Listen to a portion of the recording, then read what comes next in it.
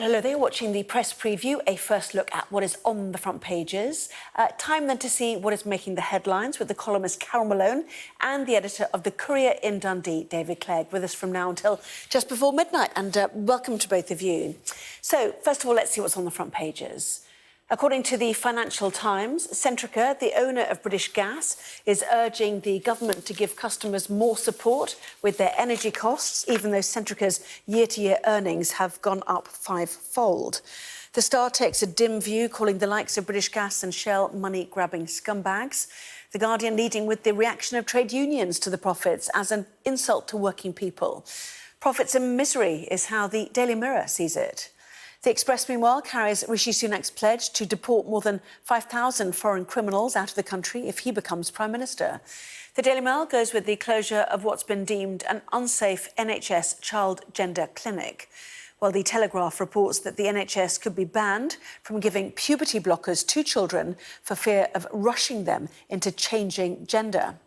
David's paper, The Courier, reports on concerns in the Dundee area that the cost of living crisis could lead to even more drug-related deaths than the 1,300 plus recorded there last year. The Metro leading with the trial of a group of Met police officers associated with Wayne Couzens, the officer jailed for murdering Sarah Everard. Well, a reminder that by scanning the QR code you'll see on screen during the programme, you can check out the front pages of tomorrow's newspapers while you watch us. So let's discuss those papers in more detail tonight, joined by Carole Malone and David Clegg. Welcome to both of you. Carole, to the FT we go first of all. Centrica, the owner of British Gas, urging more state help. E.ON we've spoken to, suggesting that 40% of its customers could go into fuel poverty. Such are the fears for customers this winter. Yeah, and the fears are justified. We just heard today that most families are facing bills of, oh God, look at my glasses, bills of something like 500 quid every single month, which is astonishing. And Centrica, which is owned by British Gas, has an absolute cheek asking for state help. This is a company who a year ago in the first quarter made 262 million profit. Now that's gone up to 1.34 billion. It's astonishing. And all the other companies are the same. And it's very easy for the boss of Centrica is a guy called Chris O'Shea. He was quoted recently as saying, money doesn't motivate me when he was challenged about his vast salary. Well, no, it doesn't motivate you when you're on 875 grand a year, and last year you got a 5 million quid bonus. And we're talking, and they have the cheek to ask the state for help, which I just find outrageous. And a lot of MPs have come out today and said this is beyond obscene. It's greed, and yet they're saying, as they always do, these companies, that where the profits are, it's not in the consumer arm of their business. It's in the nuclear and oil and gas business, which is not about consumers. But you know what? When you're making that much profit, you could pass some of it on to the people who've made you very rich. I mean, yeah, this is interesting, isn't it? It's Frances O'Grady, isn't it, the General Secretary of the TUC. We see it there in The Guardian, energy firms' profit surges, insulting for working people. She was suggesting, David, that energy bills are rising 23 times faster than wages. It's time, she said, for profit restraint, not lectures on wage restraint. Again, similar for the Daily Star.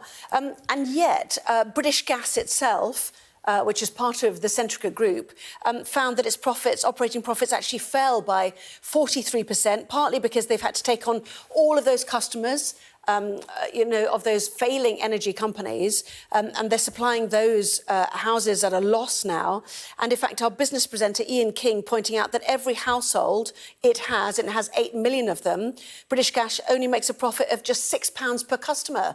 So, I mean, this is the dichotomy, isn't it? Shell, likewise, some of those profits are most of the profits are in its global business. So where do you draw the line here? You're making a valiant effort to put across the gas company's perspective and make people feel sorry for them, but I feel it may also be a doomed effort. I think what has been quite striking about the coverage in this and the general public conversation about it is, from the Conservative Party right through to the trade union movement, there's a great deal of anger and unease about this. I think when you see those type of profit figures being recorded whenever people are really struggling, when, as Carole said, we're looking at average gas and energy bills of up to £4,000. It's just an absolutely unbelievable situation to be in. And Chris O'Shea made an attempt today to say, I know it is going to be awkward hearing about dividends and profit being passed on to shareholders when people are struggling like that. Well, yes, it is. And what are you going to do about it, I think, is the question. So when you have this idea in the Financial Times about them calling for more state help, I don't really think that is going to wash. It may be the case that even with quite a significant move for a Conservative government with the tax that they're introducing on the energy companies, it still isn't enough. That may be the case, but equally, whenever profits are being recorded like that, they're going to need to do a lot more to help their customers, to help people who are going to be absolutely struggling to heat their homes this winter. And I don't really feel they're going to get sympathy anywhere. So in a situation where people are this concerned, really worried, and certainly at the Courier, our mailbag is full of readers who are, have never seen this type of scale rise in energy costs, with up to 5 times what the bills were a year ago. That is just not sustainable for people who were struggling to begin with. So yes, the UK government, and in Scotland, the Scottish government is going to have to take more steps to help these people. But equally, these companies, which are making not millions, but billions of pounds, are going to have to do a lot more as well. Yes, the FT pointing out that another round of record profits could prompt calls for, again, extra levies on energy groups. BP, they say, also expected to disclose a strong performance in the coming days. But I will persist, if you don't mind, David pointed out there, that actually one of the industry bodies I heard today said this crisis is not just one of affordability, it is the one of keeping the lights on. Now, where will this energy come from is actually starting to be a big question as we head into the winter. The National Grid talked about tightness, for example, in December this year. So, this is also a pressing matter about energy supply, Carole. Yeah, it absolutely is. I mean, there's a story's broken today that in Hanover, it's the first city in Germany that is now they're rationing their energy. So they're banning hot water, they're banning central heating in public buildings, they're banning central heating in swimming pools, in gyms, and things like air conditioning things you can't use now because they have been hit hellishly hard by the fact they were almost totally dependent on gas from Russia. And in June this year, Putin stopped the supply. He cut the supply to 40% on the Nord Stream pipe. And this month, he's cut it to 20%. So Germany is in real trouble. And they're saying the Eurozone is going to be ditto. So, they have the problem already that we will soon be experiencing ourselves. I don't know what we do about that because we don't get ours from Russia, not much of it anyway. But we're still going to feel the knock-on effects. So it's terrifying for people. Not only are they having to pay through the nose for whatever energy it is they get, they might not have enough of it, then we might have to go into rations in the depths of winter, which is terrifying. And that makes the way these energy bosses are talking all the more galling. I mean, they literally, they talk like they understand what it's like for someone on a low income. No, they have no idea. And they have little sympathy either, judging by the comments I've seen from some of them today. Just have a look at some of the salaries that these fat cast energy bosses are on. You've got Chris O'Shea, who's Centrica. He's on 875. You've got Keith Anderson, who's Scottish Power, 1.15 million. Michael Lewis, CEO of EM, £1 million. They're all on generally £1 million. How on earth do they know what it's like not to be able to pay a gas or electricity bill? They have no idea. Yes. Just one anecdote. One anecdote that we reported on recently is a pensioner who was using her bus pass to go around in the bus because it was warm in the bus and she didn't have to heat her house. And this is happening 30 miles from Aberdeen, the oil capital and the energy capital of Europe. there is something absolutely obscene about that, and it does depend on global factors which are beyond the control of any one government or organisation. But it certainly demands an incredible effort and response, whether that be a policy response from government, an institutional, organisational response from these energy firms, because this is a terrible tragedy that's unfolding, and it needs to be dealt with very quickly. Yes, we see the Daily Mirror there. We may have seen it already, but profits and misery as millions struggle to pay their bills. Shell and Centrica make, the paper describes it as obscene amounts of money. The problem is that petrol, is probably high in this country because of taxes. So what do our two candidates vying for the post do about it? And is government focused on looking ahead to properly help people who are already beginning to think about not affording to put the kettle on, Carole, rather than even heating their homes? So, who's planning for this right now? Are we a country run by civil servants?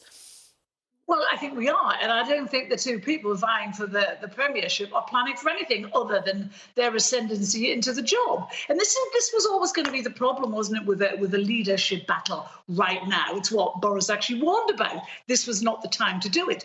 This was the time to be planning a strategy for winter to help all those desperate people. And we're not doing that. What our politicians are doing is deciding which camp they're going to jump into, the Sunak or the Truss camp, and they're vying, they're trying to help them. And I was watching the hustings tonight. It really makes me angry. They're sitting there talking about the fantasy things they're going to do, all the things they're going to do in the future, when the biggest problem right now for most of the people in this country, how they're going to heat their homes come October. Yeah, well, that's what where our discussion will head next after the break. The first of the hustings today, Liz Truss and Rishi Sunak facing an audience of Tory party members in Leeds. We'll discuss that after this.